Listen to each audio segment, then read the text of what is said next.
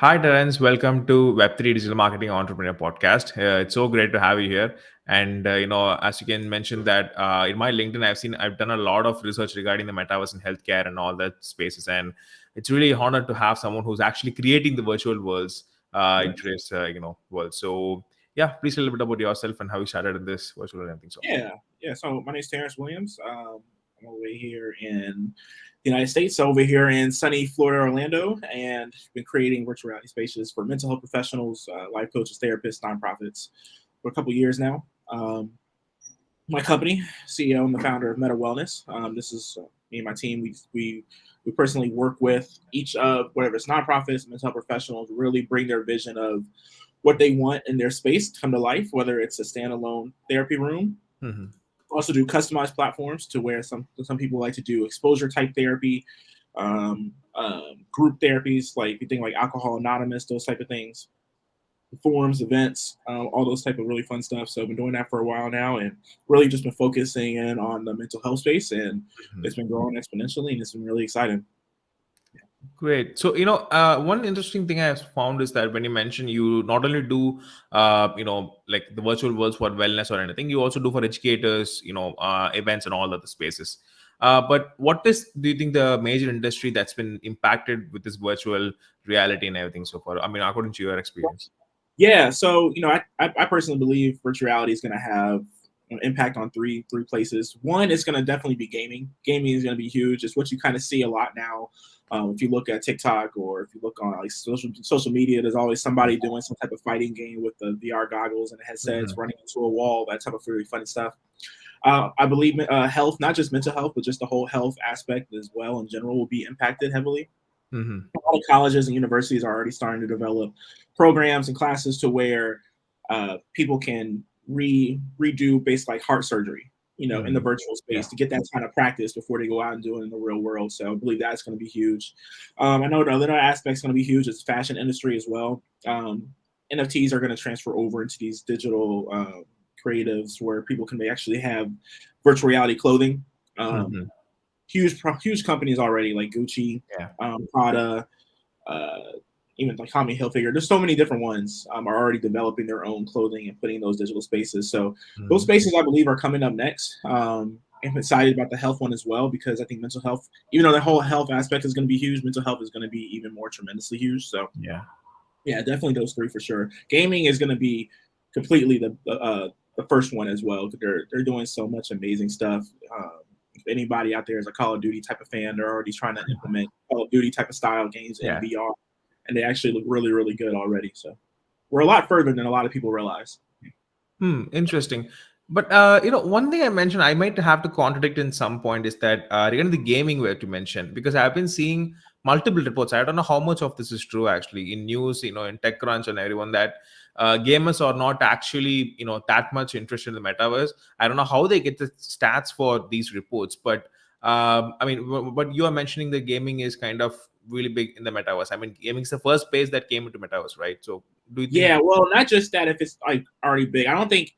I think it's going to be. It should be a better form to use. I Huh. believe.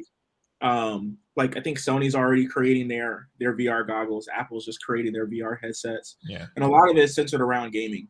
So what we see now, I believe in the next 7 to 10 years, is that we won't really be using PlayStation or Xbox. Everything will be VR because be able to play the same games, but actually make it feel as though you're really there.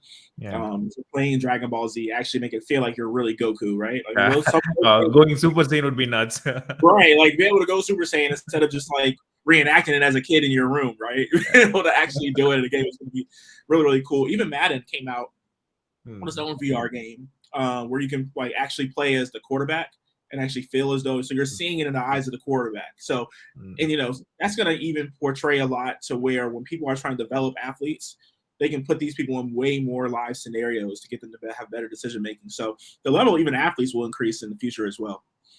Got it. Got it. And another point you mentioned is that metaverse, mainly the healthcare, the mental state, everything. Because I think I've read a lot of reports after the COVID. I think a lot of people still hasn't recovered from COVID situations where it took 2 years for people to recover from the all just staying at home all day. And there's a lot of reports saying that mental health might go mainstream in the near future. So do you think this VR would make a greater impact on the mental health in the coming futures? Yeah, absolutely. Because the thing about mental health is, we're still using a lot of mental health goes with a lot with telehealth, right? So with Mm. telehealth, what people are using now is kind of what we're doing right now, where we're on a Zoom type Yeah. of call and they're having these type of discussions. But what we're finding is that a lot of people want to be able to sit face to face and have these conversations and still feel like they're actually there. So Hmm. VR for mental health is going to be an alternative method instead of using Zoom. I Hmm. don't believe Zoom will be here used for those purposes Hmm. within the future. Because if you can have someone in a virtual reality space actually Hmm. feel like you're there with a waterfall in the background, having these noises, birds flying, instead of just doing it on a Zoom, it's just going to be way more impactful and way more connecting for the client and the therapist. So, I mean, yeah, the client and the therapist. So, it's definitely going to be a huge impact in the mental health aspect because they use a lot of telehealth. Telehealth is really, really huge. And this is a different alternative, giving Hmm. the user and the client, a whole different type of feeling. Got it. In one of the blogs I wrote, I don't know how much of sentence is true, but I think this is something that struck my mind. So I wrote in one of my blogs saying that right now, to be honest, in the healthcare or the pharma space, there isn't actually, the medicines are going and reaching the places where it obviously should, like, the poor people or, those places itself. But we're kind of transitioning already into this next level of VR case and everything. But how much do you think that that would reach the common man's level? Because 10 years is kind of a one thing, but do you think that would happen, to reach the VR level? To That VR to when it's coming, like somebody can go into like have a doctor's appointment and be able to Yeah. like get prescribed and stuff. Oh yeah, absolutely.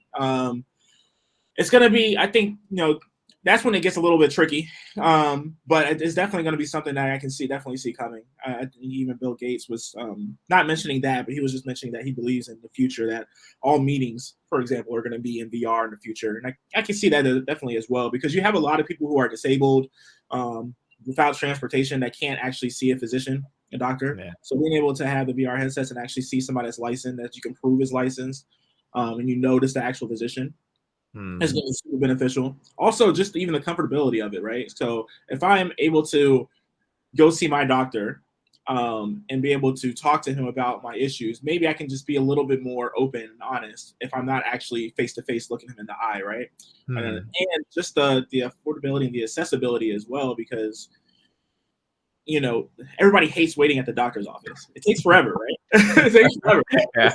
So the whole aspect of being able to just log in and be able to be in the VR headset, you can still be at home drinking your coffee, waiting for your doctor. It's going to be way more accessible and way more just, not even just cost efficient, I think, but just even more time efficient. So But I really hope that we won't be answered by an artificial intelligence, because I think I mean, imagine, like, it has evolved. Metaverse has evolved so much that patients who are waiting can go and see an AI doctor where right, it has collected the data and he can predict all the answers.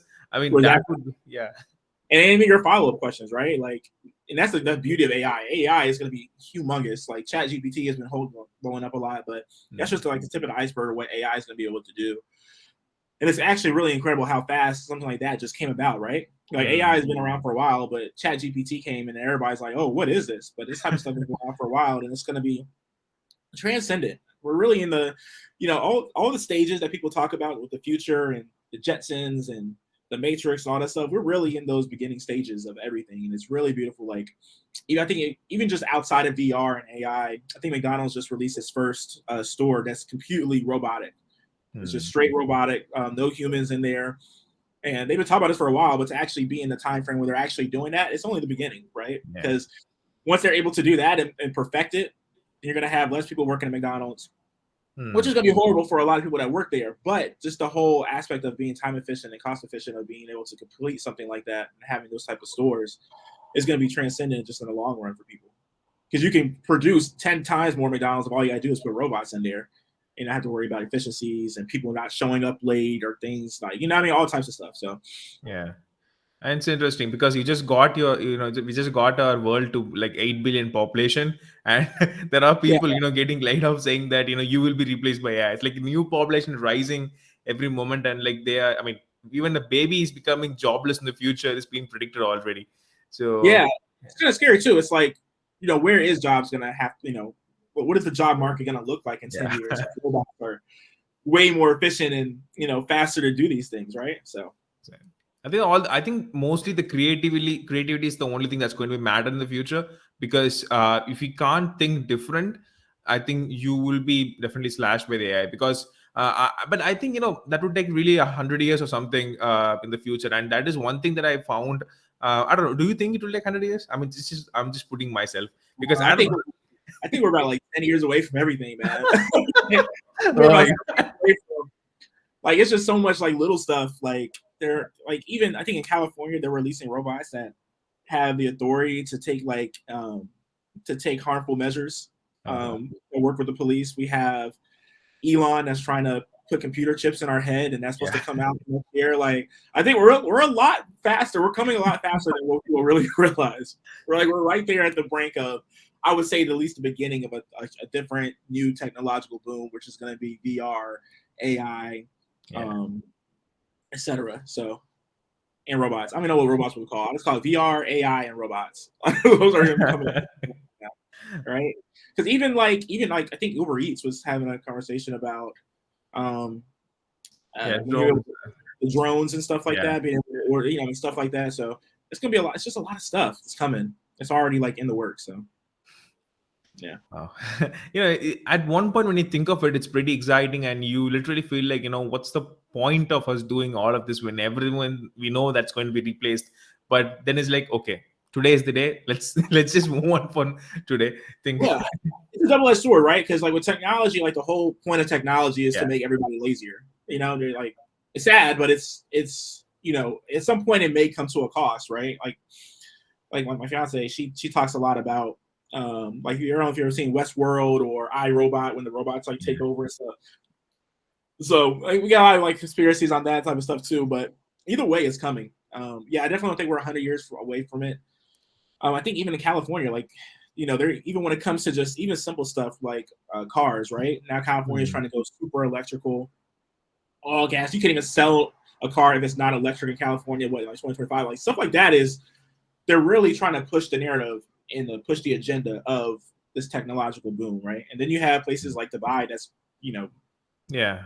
cities that are just way more So, advanced, and that's growing. So we'll see a lot of stuff coming up like got it. Oh, it's going to be a pretty exciting future, I guess. that. Exciting, but scary. I get it.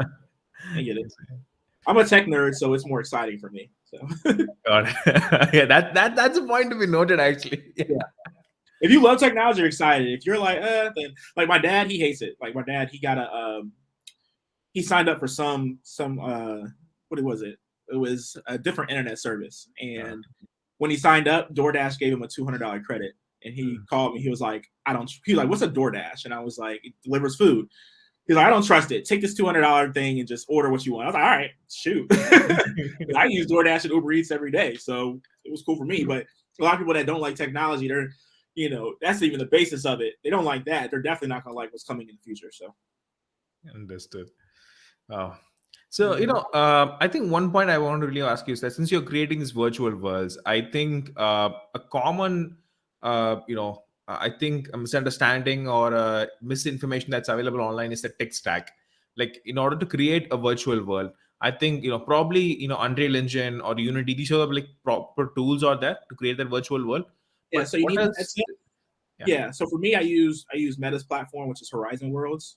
Okay. So you have to have the headset, you have to download the app, and you actually have to learn how to do it. Hmm. It's not something that you can just go in and just do it really quickly. It does take time because there's the building aspect of it, which is like building the structures, but then it's Hmm. also the coding aspect of it. So like the building aspect is I can create a sink. The coding aspect is I can have you turn the sink and like water will come out of it, right? So you got to learn to be able to do both, and it does take time over time to do it. But once you do learn, it's pretty fun. It's definitely very therapeutic. So, what were the necessary skills, for to learn that to create an entire VR world? What are the other tools you need besides that? Skills like, do you need to learn coding like HTML, Java's? Like, what sort of set of skills would you be requiring? No, what's the coding was is in, well, in Facebook's you have to learn their coding, right? Uh, So their coding is called scripting, and So the scripting it's a lot like coding actually. When you actually go through it, it's a lot like coding. You're basically are telling the computer, you're telling the system what you want to do, but Mm-hmm. it's in a different complicated way. So if I want to say I want the sink to turn on, if I want the sink to turn on, then to be able to script it, you would have to be able to know how to say that so the Mm-hmm. computer can understand how to say that. And it's not just simply just telling it, I want this thing to turn on. It's when the world starts, when this person puts his hand on this thing, Mm-hmm. when they turn it, this action happens. When they take their hand off, this action stops. But able to put that in a sequence and put it to the where the variables are in and all that type of stuff. It's just like coding, but in a more language type of way. It's the best way I can put it. It's coding with language. Cool. So it's more like a game creation, right? So in a game like, they will have every action, okay, if you want to do this, you have this code. So kind of like that, right? Yeah, yeah, absolutely. Okay, okay. So, just curious, I just want to, for my audience, because it's the first time I'm having a VR, world creator. So if a client is coming to you and asking you to create, let's say, a whole virtual environment, for the healthcare space, a therapy session maybe, what would be the steps? Can you give a brief on that? Yeah, so if somebody comes to me, they would usually go to my website, which is www.metawellness.space. They would, if they want something customized, they would just click the customize tab. And then from there, when they check out and pay, which I have buy now, pay options later, they would just give a description of what they would want. Me and my team would have a conversation with them about every step of the details of what you would like. If you want your logo in there, what are your colors, your hex colors for your logo? Do you want couches? Do you want a basketball court? Do you want a sink in there? Do you want a bathroom? All those type of stuff. So we get all those types of stuff laid out. We have a process to where we walk it through them. We show them a video of it, or they have the VR headsets. We can give them a virtual walkthrough. If not, we can just give them a video walkthrough of it. And then from there, if they like it, boom, it's theirs. We give them access to it. We give them very details on how to access it, how to get other people access to it as well. And then, set up for there. It's pretty simple. The creating, I wouldn't, the creating aspect is, of course, is more difficult, but the whole step, the Mhm. process of getting what you would want is pretty simple. Got it. So if someone wants to create a world, so they can, mostly I think the designers is the major part, right? Like designing the whole space is the major part that plays in it. Yeah, designing is, but it can get to where people do want a lot of like scripting and coding into it. So like Okay. I have people that want, so for example, like exposure therapy. So I had somebody that's like, hey, I want to create an elevator Mhm. and in a house, and when people go into that elevator, the doors close, and but they feel like the walls are sinking in on them, and they feel like pounding behind them, and it's supposed to recreate that whole aspect of claustrophobia. Yeah. So so it's that comes with like coding and doing a whole bunch of other stuff. Making the elevator is super easy, but being able to actually do all that other stuff can be difficult. Interesting that you say, because I've seen a lot of news recently saying that people who have fear of heights, and the people who have fear of this anxiety and everything, and mainly for women, if they're like someone is staring and they don't know how to tackle, it's like they created a whole cafe where there will be a guy sitting and in the VR environment, and they will Yeah. be like the guy will be like staring, and they wanted to know how to create and stuff. That's pretty Yeah, interesting. that's absolutely exposure therapy. And they've been, I think that study was done with, they were trying to eventually do it with kids or something like that. Yeah.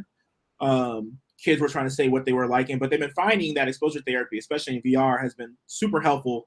They did a test, I think, when it comes to like veterans for Iran, and then they found that like 90% of the veterans that did exposure therapy didn't need any other type of therapy after that. Mhm. So it's been coming, and I think as we grow, we're going to see a lot more things that come up, statistics showing like, hey, this is Yeah. great, this is, and then we're gonna have theories and say this is bad. All types of stuff is gonna happen. But yeah, I'm one of the people that try to get into. That's when I see something coming, when I see a train coming, I try to like get ahead of it, right? I don't want to miss it. So I think you know the benefits of what virtual reality can do for the mental health space is going to be truly impactful in the long run to a lot of people. Yeah. Got it.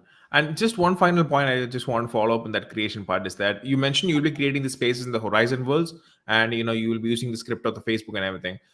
Do you have to pay for that space that you are using in the Horizon worlds, or is it like just create from scratch? How do you manage that? Yeah, so they allow you to create the spaces for free in there. Oh, However, if you charge people to, let's say the space isn't even VR, right? I mean, not VR. Let's say it's not even mental health. Let's say the space is a casino or something like hmm, that, right? So you will create a casino in there. You'll have a blackjack table, hmm, and let's say people are coming in there, and you want them to spend money at the casino. hmm, Well, Facebook will charge a fee for people doing those services within their platform, right? hmm. So it does cost, but it doesn't cost to actually create the casino. Not yet, at least. They Okay. may start charging people actually do the creation part. But as of right now, it doesn't cost to create, but it is a learning curve to actually learn how to do it. Got it. Got it. Got it. Yeah, that makes sense. But when you mentioned casino, I'm sure that assets and everything will be there, and transactions will be causing. Do we have to know all this crypto related stuff there, or is it like just normal payments can be done? Because I think a lot of people have mentioned that you need to know that the workings of NFTs or DeFi's and everything, so that you can make the transaction in the metaverse itself. Is it true, or just simple credit card payment is enough? Facebook does a simple credit card. It's a simple system. So you would basically attach a script that they've already pre-created that can Mhm. handle all the payments and stuff. So yeah, Got it. Got it. Got it. yeah, Oh, that's pretty extensive. Thank you so much for yeah, answering that, with the extreme patience. So yeah. thanks for that.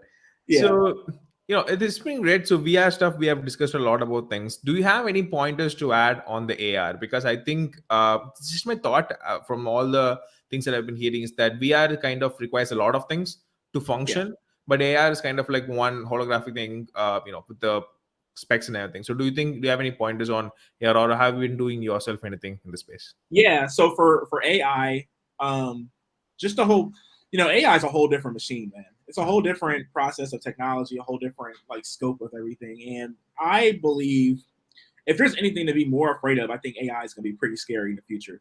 Um, the capabilities of it. I was seeing something with the other day. It was a guy, and then it was Morgan Freeman. And they were side by side saying the same thing, but the guy was an AI who Hmm. sounded exactly like Morgan Freeman, was translating everything, but he looked super real, right? Hmm. Hmm. So I think there's gonna have to be some laws in some places going in the future, especially with like they're trying to already figure out Chat GPT and Yeah. how that affects schools. And some people are saying keep it. A lot of people are saying don't keep it. It's cheating. In a sense, it is cheating, right? Like you can just ask a question, and you can get a full detailed answer. But at the same time, there's definitely a potential learning that people can get from it as well. Because if I don't know the answer and I get the answer, and if I actually take the time to understand the answer, I can learn it a lot faster than what maybe a teacher may be able to do.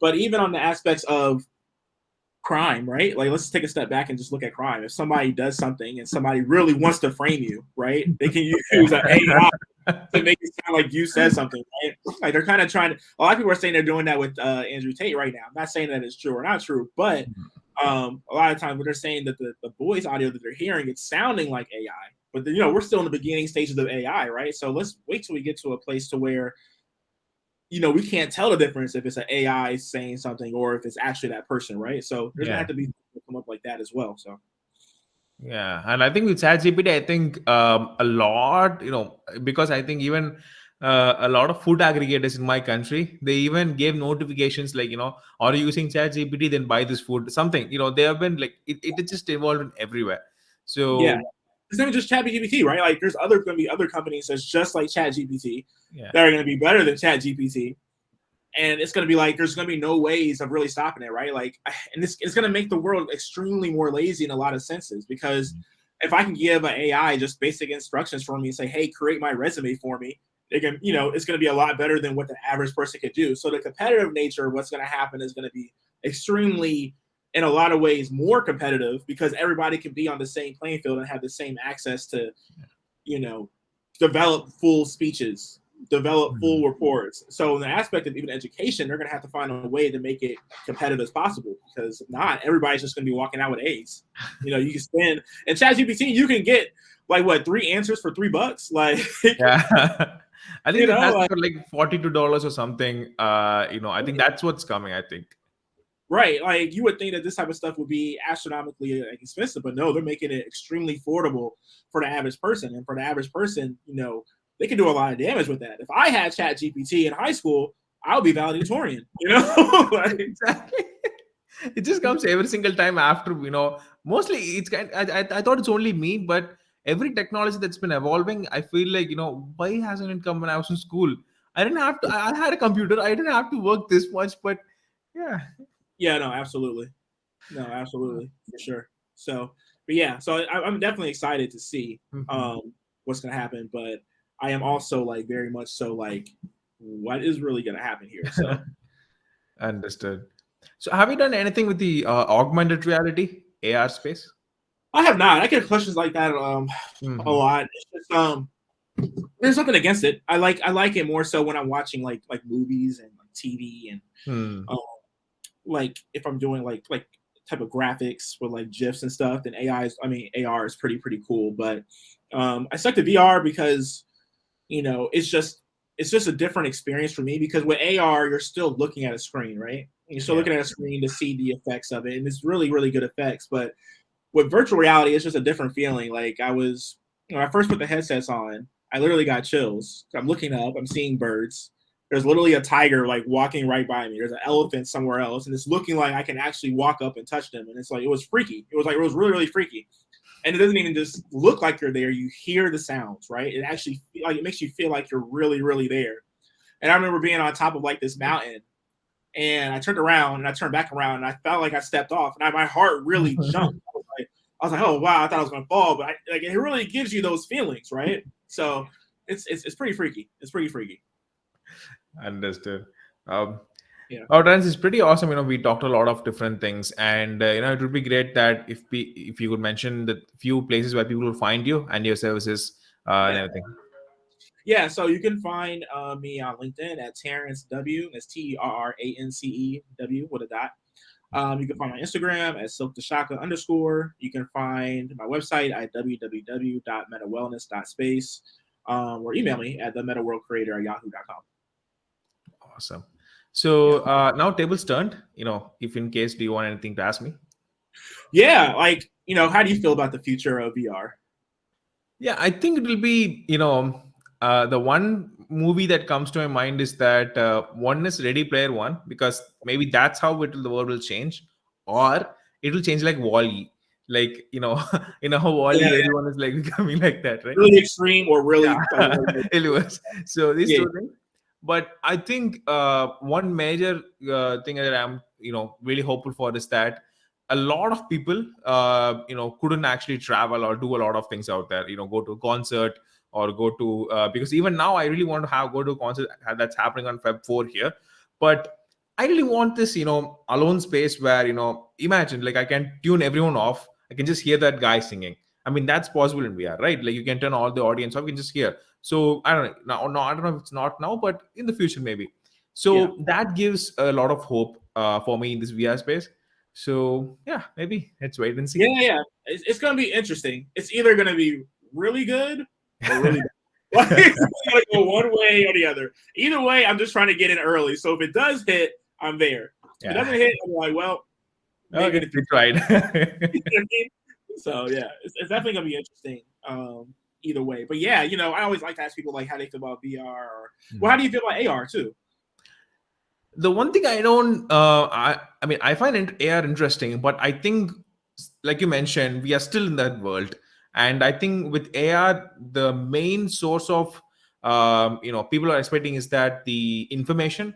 For example, if I have this headset now, I'm looking at you. Now I have no details of who you are. I mean, with other than the name, I don't know anything about you, right? So if I have the VR, imagine that your name cards or anything comes up. This total recall, that movie, how everything displays, right? So maybe that information wise, I think that's how people are going right now, because you need a phone, you need your device and go and then go to QR.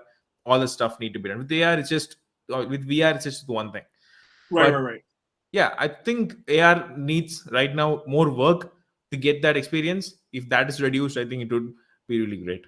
Yeah, I agree. And just one more thought too about just where it's going, because you're in India right now Yeah. and I'm in Orlando, but you do speak English. But if you didn't, the cool thing is what they're trying to do is people that have the headsets, it's gonna really like break the whole language barrier, because if I couldn't understand you when we're in these virtual reality spaces, eventually they're creating technology right now that I can understand what you're saying, and if you're speaking Chinese, it'll sound like English to me, and my English will sound like Chinese to you, right? So that's going to be just huge transformation. Will just language barriers are going to literally could be destroyed, just right there with that type of technology, right? So exactly.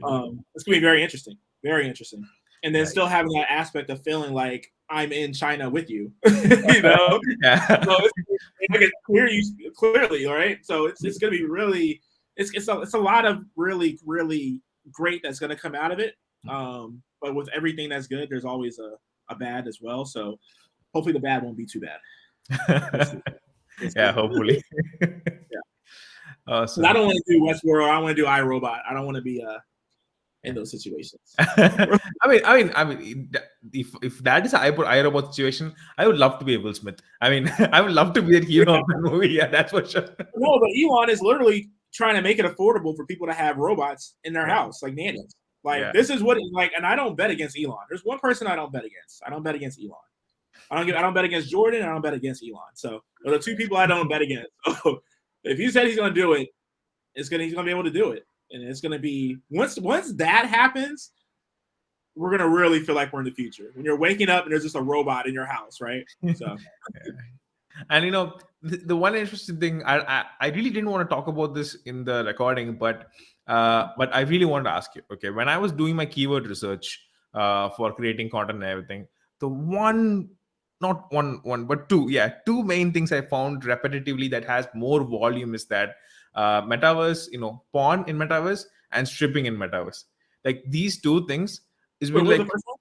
You said porn. stripping and porn. Oh yeah. Oh yeah. Like well, two things is like that's a whole other industry that should be huge. it's like how is I don't know, but has anyone ever come to you with that requirement? Please say. They have not. But they have.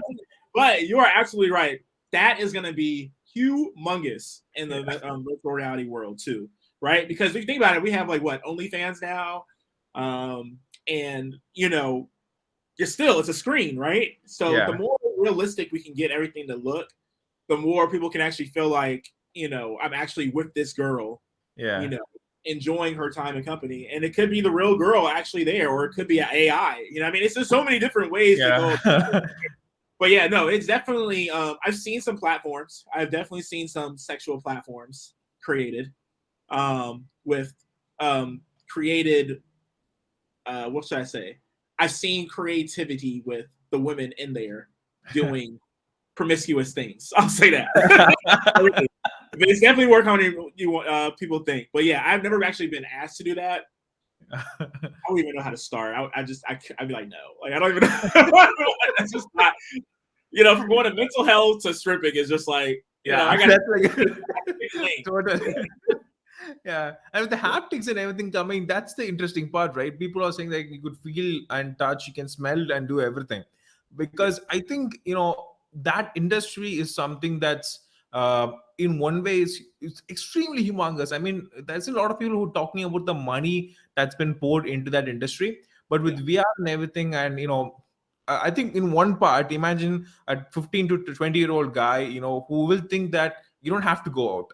I mean, why would you want to go out? Imagine the most beautiful girls, mentioned beautiful girls. Okay, I mean, beauty is a different concept, but most beautiful girls in the world in VR with you. Just imagine why would any guy or a girl would want to go out?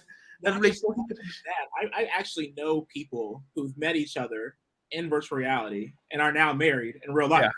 Yeah. So not even just one aspect, the dating aspect, right? It's just it's actually, I would say gaming and dating, I see a lot of it happen in VR, a lot of it. And there's like real couples, and like you can actually see them in their digital avatars, like huddled up with each other and loving it. And what we think is sounding weird is going to probably be the norm in about 10 years, right? It's just like, why go on Tinder when you can just go on the Tinder virtual reality platform and meet somebody? Yeah. Awesome. Absolutely. Super. So, Terrance, this is really great. And is there any final points that you want to add to the conversation? Anything that you missed out? Oh no, I just want everybody to appreciate everybody taking the time to listen to both of us, and then just be ready. Like even if it's if you think it's not going to happen, it's the same way with the marijuana industry. I tell people when in the States when they make it legal, that's going to blow up. And the next, I think marijuana and definitely virtual reality are going to be two technological booms that we're going to be seeing very shortly. So buckle up. Yeah. Awesome. So, guys, I will definitely link everything in the description below. Terrence mentioned his website, his LinkedIn, and all the spaces, and his email as well. So, you can definitely go and check him out.